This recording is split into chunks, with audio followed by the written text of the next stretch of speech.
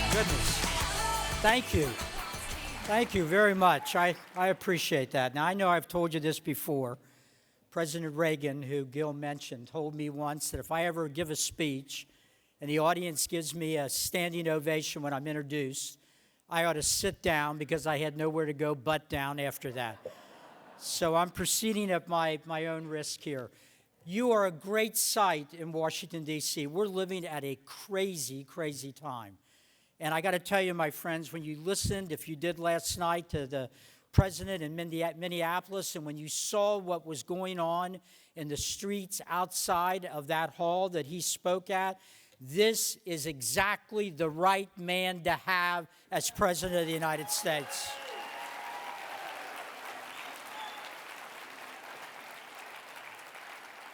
You know, right now, while we're here, the president is meeting with Premier Xi of China, trying to work out some kind of a trade deal. We'll see how it goes.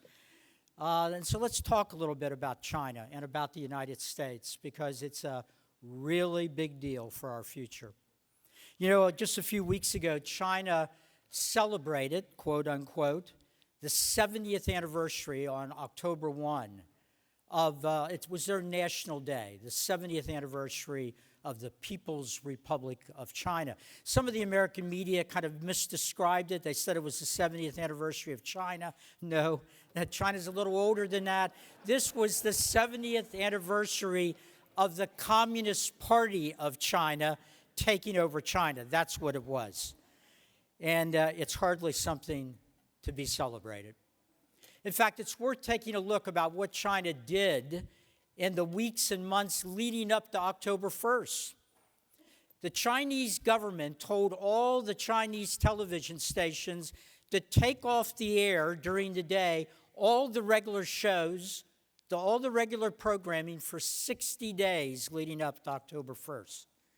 And during those 60 days, all the programming was replaced with patriotic programming, historical dramas uplifting China, great patriotic speeches. There was a steady diet of this for 60 days. And then on October 1st, a carefully selected crowd was put in the streets of China. And as they waited in the streets for the big celebratory parade to start, you could hear the parade before you saw it. Because marching through the streets of Beijing into Tiananmen Square were tens of thousands of Chinese troops goose-stepping, reminiscent of Hitler's army in the 1930s. It was a complete militarized event. And it wasn't just the tens of thousands of soldiers. There were all kinds of weapons in the parade. And not just any weapons that, according to the press accounts, U.S. intelligence didn't know anything about. Now, that was a little disturbing. There was a supersonic missile that can travel 5 times the speed of sound. A new intercontinental ballistic missile that can hit any city in the United States. Underwater drones that have been weaponized to be used against, well, guess whose Navy? So when I read the articles about the surprise of our intelligence forces about all this, the thought crossed my mind, you know, in the last 10 years before Donald Trump, what were they busy doing? Oh, I remember some of them were busy interfering in America's political system instead of doing their job to protect the United States of America from our foreign enemies. And that, my friends, is sad. So these are the things that happened in China on October 1st. One military analyst who works at the Pentagon, didn't want to be named, said it was clear after watching that parade that the military edge the United States has had over any potential adversary in the world since the end of World War II was in fact gone. Now, what happened in the days leading up to October 1st wasn't something new in China. Every corner of Chinese life is telling their citizens, telling their young people that the future belongs to China, that they are part of a great nation, that there will be nothing that will stand in the way of the Chinese people. Even Chairman Mao, you remember him, Chairman Mao, the guy that wrote the Little Red Book, more infamously known as the man that is literally responsible for the deaths of tens of millions of people in China as communism strengthened its grip on the nation. Even he's enjoying a facelift. He's being held back up to young Chinese as an example of what Chinese leadership can really be. That ought to disturb all of us. So think about this, ladies and gentlemen. In China, with their history, with all the things that they have done, with all of the acts of intolerance they are responsible for, of all the people that are rotting in their prisons, they have the confidence to teach their young people that the future belongs to them because they are part of an incredible country that nobody can stop. And what's going on at the same time here in the United States? A country that has promoted more liberty and more freedom for more people than any country in the history of the world. In the United States, in our schools, teachers at every level, beginning in elementary school to high school, all the way up to the universities, are teaching our children that America is an evil country and it was evil at its very birth. How can you explain that? You and I know of the greatness of America. I remember growing up and reading about the founders. Any one of them would have been an incredible blessing for a group of people like the early Americans trying to start a new nation and defeat the greatest power in the world at the time. But there wasn't just one. It wasn't just George Washington or Thomas Jefferson. There were dozens of men, any one of whom could have defined the age they were living in. I always took that as evidence that God's hands of blessing were on this nation at the very beginning. These were unbelievable intellects, men that understood that liberty doesn't come from government, that it comes from God. And because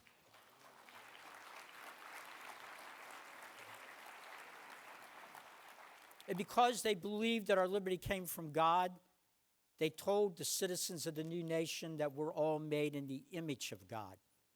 And because we're made in His image, this nation has always stood for the idea that it doesn't matter whether you're a newborn with Down syndrome, a 90-year-old with senility, it doesn't matter what your race is, you have dignity and value and worth.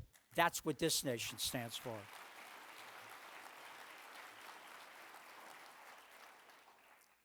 Your children and grandchildren, other in very isolated cases, are not being taught that. The history books being used in American schools are disgusting. They're not being taught about the founders, and if they are, they're being taught the wrong information. They're not being taught about what went on at Valley Forge or Concord Bridge or what the debates were about in Independence Hall. In fact, if they're being taught about anything about the founders, they're being taught to hate them. In fact, if you had to sum it up, they're basically being taught that the founders, for lack of a better phrase, are irredeemable and deplorable.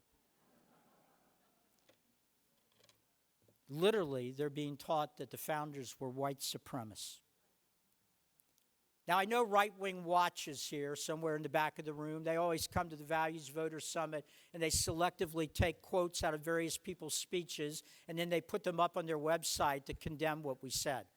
So just so I'm clear about this, whoever back there works for right-wing watch, I am not advocating that our schools should become little propaganda ministries teaching a whitewash version of American history. That's not what I'm advocating. But what I am advocating is that our schools should not be helping America's enemies by teaching anti-American history.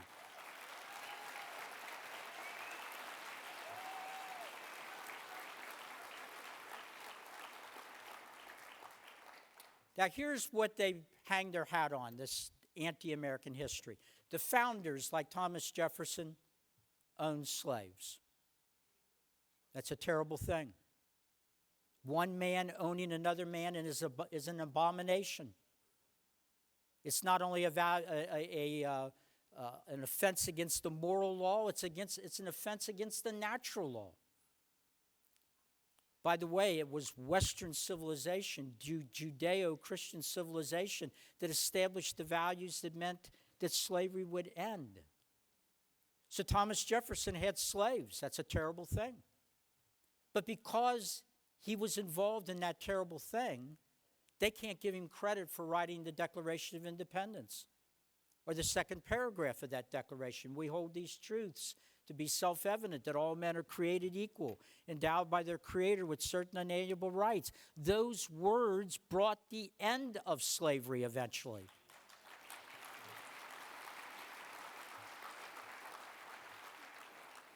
Throughout history, virtually every continent, every tribe, every people, every nation has somewhere in their history slavery. It is a sad fact of the human condition. But to condemn the founding fathers who created this great nation with God's blessings, and to not teach our children what this great nation has done to bring liberty around the world, is not only malpractice, it is an intentional effort to destroy the natural love any human being has for the place of their birth. This is a scandal, and it's got to be addressed. Look, when Abraham Lincoln made the argument in the Lincoln-Douglas debates against slavery, he didn't attack the founding fathers. He embraced the founding fathers. He pointed to the founding documents. Lincoln said, "No man's been born with a saddle on his back, and other men born with spurs to ride him." He argued to the country that to fulfill the promises of our founding documents, slavery had to be eliminated. When Martin Luther King Jr. led the civil rights movement, he didn't attack America's founding. He didn't tell black Americans that America was evil. He didn't stand at the Lincoln Memorial and condemn Jefferson and Washington. He quoted from the Declaration of Independence. He told the country, we're not anti-America. We want to be fully Americans. We want to be covered by the promises in those founding documents. And it's not only the founding fathers. Our symbols are trashed. Our flag is burned. Leftist social justice warriors take a knee when the national anthem's being played. And by the way, I know you noticed when these things happen, Donald Trump, with everything he's got on his plate, takes on those leftist barbarians and calls them out.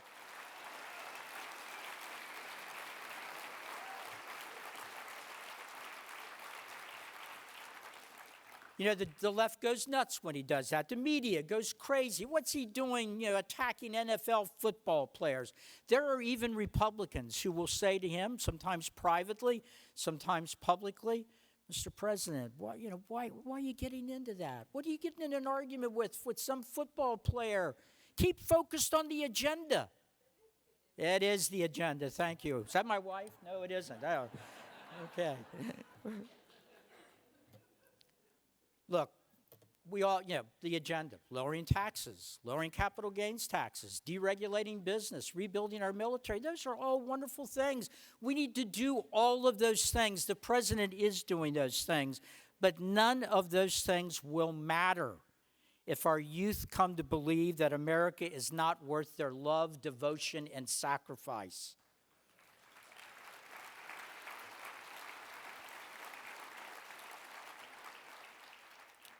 More and more schools have dropped the Pledge of Allegiance. When I was in school, we began the day with a prayer, non-denominational prayer. I'm sure many of you had the same thing, and the Pledge of Allegiance. A non-denominational prayer does not make somebody a believer, and a Pledge of Allegiance does not make somebody a patriot. But what it does do is tell young children that the adults in their lives believe that loving your country and seeking God are noble and decent things that they ought to think about and strive to do. A normal country would want their children to believe that. So the pledge, the prayer's gone. The pledge started getting undermined. There was a court decision saying you can't make kids stand up for the pledge if they've got religious or other objections. Then schools started saying, well, so many kids aren't standing up anymore. Maybe we should stop the pledge in the 5th or 6th grade. And now there are a lot of schools that don't even start the day with it. And often parents are clueless that that is the case.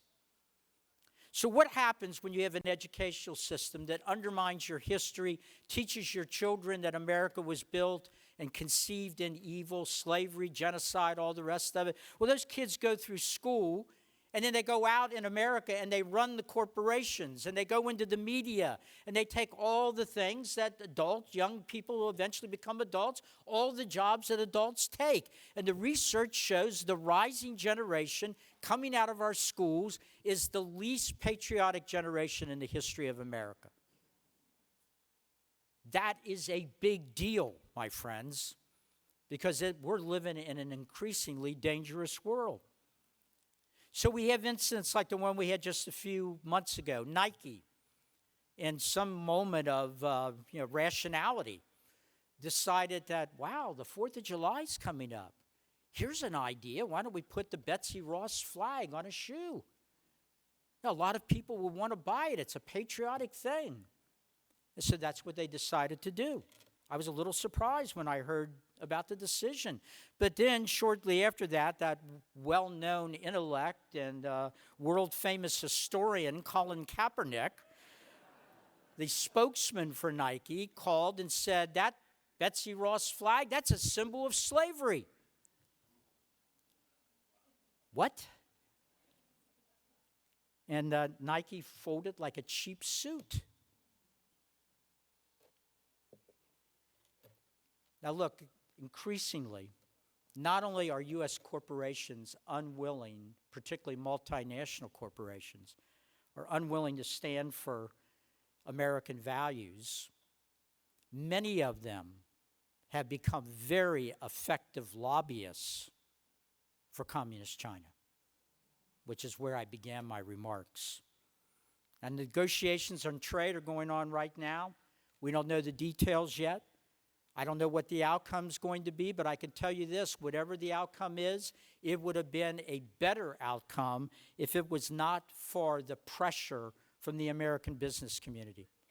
Over the last couple of years, when China's delegation would come to the United States to negotiate, they wouldn't fly into Washington, D.C. first. They would fly into New York. They would meet with the titans on Wall Street, and they would turn the screws on. Yeah, you're investing in China. We've been allowing you to do that, but, this is not a blank check. You better start speaking up for us.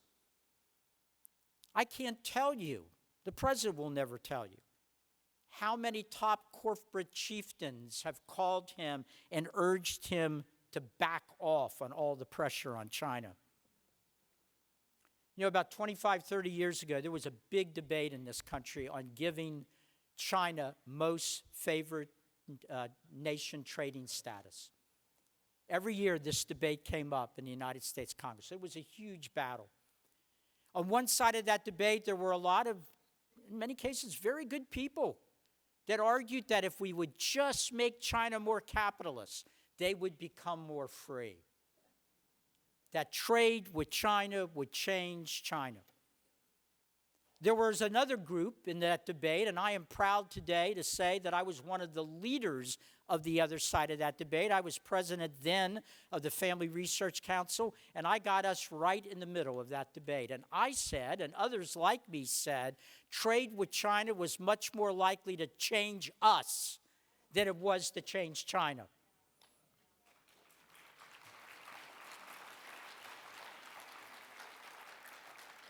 When I say there were good people on both sides, I'm hesitant to tell you this because it's probably going to make you think less of me. I participated in a debate that was nationally televised where the other team that I was debating against was William F. Buckley, Henry Kissinger, Senator Trent Lott, and at that time, the president of AT&T. And on my side, now, hold on, was then Governor Brown of California, and this is when I'm going to get booed probably, and Ariana Huffington, who were arguing the same thing I was arguing, that you can't make communists into something they're not by trading with them. But eventually, in 2001, China was admitted to the World Trade Organization, and that meant there would never be another vote in the United States Congress on whether we wanted to continue this trade relationship with China. So once they were in the World Trade Organization, people in the business community began making their adjustments. And it didn't take long, over the next couple of years, with the process accelerating, 60,000, not 6,000, 60,000 American factories closed. And working class Americans watched their jobs head to Mexico and China. And they watched factories spring up all over China. And all during the decades that followed, while this was going on, Washington, D.C. got richer and richer. You can go down the K Street, which is the big lobbying street, and you will find lobbying firm after lobbying firm that has as one of its clients the People's Republic of China. In all the years of the Cold War with the Soviet Union, I'm not aware of one lobbying firm that ever thought it would be okay to represent the Soviet Union. But now there's money to be made, big money to be made. And there's people that drive a Mercedes home and every night after doing a great job for the commissars in Beijing. I'm reminded of what Lenin once said, first communist leader of the Soviet Union: we will sell the capitalists the rope we will eventually use to hang them. We have seen no limit to what some crony capitalists will do to keep pocketing communist cash. We have seen great American companies, Marriott, Delta, not only Nike, but Vons, the other shoe company, Kentucky Fried Chicken, for crying out loud. I grew up in Kentucky. Activision, many other companies, not just doing business in China. You can make a case sometimes to do business in China. No, I'm naming the companies that have been willing to fire their own employees if that employee says something that China's communists find offensive. I'm not exaggerating. Literally, an American working for one of those companies in St. Louis put something on his social media page about communism in China. Somebody from China saw it. He was gone in 48 hours. You saw what happened in the last week with the National Basketball Association. One general manager of one team tweeted something horribly controversial: stand with Hong Kong. Whoa, how dare he? I mean, does he realize what year it is?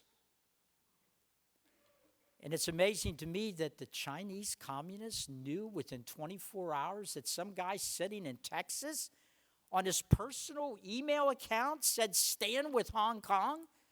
The Chinese communists went nuts, and the NBA looked like a bunch of fools.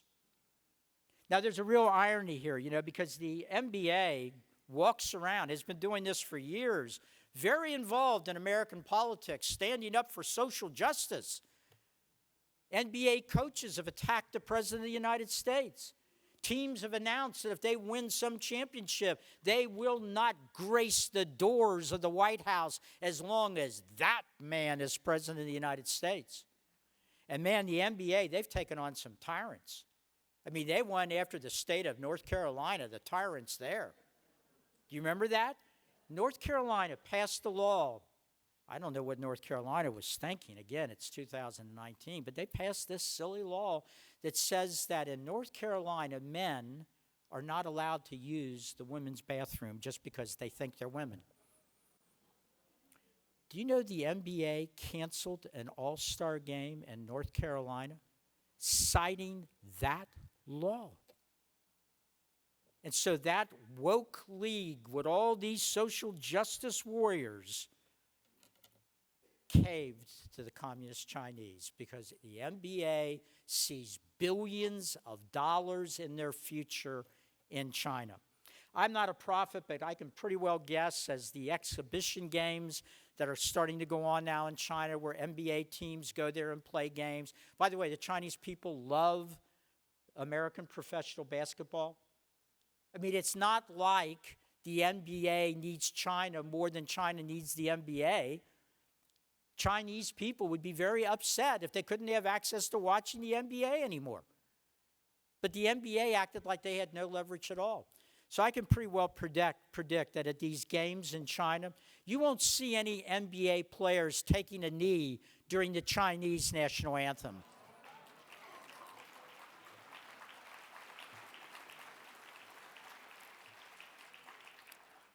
So my friends, the next 50 years, in the lifetime of your children and grandchildren, the rest of the lifetime of us, the great competition, the great clash between the values of China and the values of the United States will define the age we're in.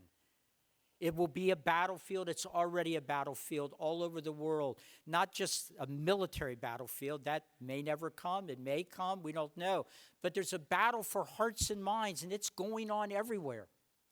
China is building a world-class navy. They want to control the oceans of the world. They're lending third world countries billions of dollars to put those countries in China's back pocket. Let me tell you something that happened as I draw to a close here. A couple months ago, we had in Washington the second annual ministerial on international religious freedom. A ministerial is just a meeting of governments from around the world. We have an administration, the president, the vice president, the secretary of state, the United States Commission on International Religious Freedom that Tony and I serve on. This is an administration that cares deeply about religious liberty here and around the world. So we invited the countries of the world for the second year in a row to come here to discuss that, how they can promote that in their own countries. Now we knew, the Trump administration knew, China wouldn't come to that meeting. It's not surprising. China's declared war on religious liberty, on all religions. Islam, Christianity, Buddhism. They're now making the churches in China take down drawings, pictures of Christ and replace them with pictures of Premier Xi. They're installing, with the help of American companies, facial recognition technology in the churches so that when you walk in the door, the Chinese government computers can mark down that you're a Christian.